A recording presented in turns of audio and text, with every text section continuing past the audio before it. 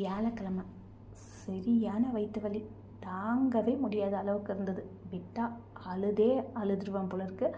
அந்த அளவுக்கு இருந்த வயிற்று வலியை அம்மா கிட்ட சொல்லலான்னு பார்த்தா, அம்மா கிட்ட சொன்னேன்னு வச்சுக்கோங்களேன், மாங்காய் சாப்பிட்டியா, மாம்பழம் சாப்பிட்டியா, பலாப்பழம் சாப்பிட்டியா, தலைக்கு எண்ணெய் தேய்ச்சியா, சூடாயிடுச்சான்னு கேள்வி மேலே கேள்வி கேட்டு வயிற்று வலியே தேவலாம் போலன்ற அளவுக்கு விட்டுருவாங்க.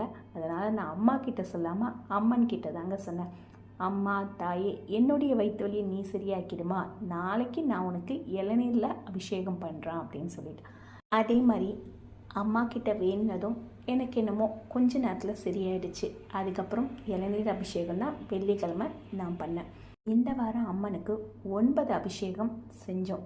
என்னென்னு பார்த்தீங்கன்னா, கதம்பம், சந்தனம், மஞ்சள், குங்குமம், பால், தயிர், பன்னீர், இளநீர், தேன் அப்படின்னு 9 அபிஷேகம் பண்ணோம். இந்த வாட்டி அம்மனுக்கு மஞ்சளால் புதுசாக அந்த ஒருத்தவங்க பண்ணாங்க. அதை பார்த்துட்டு எனக்கு ரொம்ப நாளாக பண்ணணும்னு ஆசை. இந்த வாரம் இந்த மாதிரி அந்த மஞ்சள்லேயே அம்மனுக்கு அந்த புருவத்தை வச்சேன். எந்த அளவுக்கு சிறப்பாக இருந்ததுன்னு எனக்கு தெரியல. இந்த வாட்டி கண் அம்மனுக்கு அந்த திருநூர்லேயே வெத்தலை காம்பு வச்சு வேறு மாதிரி வச்சேன். எந்த அளவுக்கு நல்லா இருக்குன்னு எனக்கு தெரியல. ஆனால் எனக்கு நான் பண்ணதுனால எனக்கு பிடிச்சிருந்தது. அப்புறம் இந்த வாரம் ஒருத்தவங்க புதுசாக வந்திருந்தாங்க. அவங்க என் கூட சேர்ந்து நிறைய பாட்டு பாடினாங்க.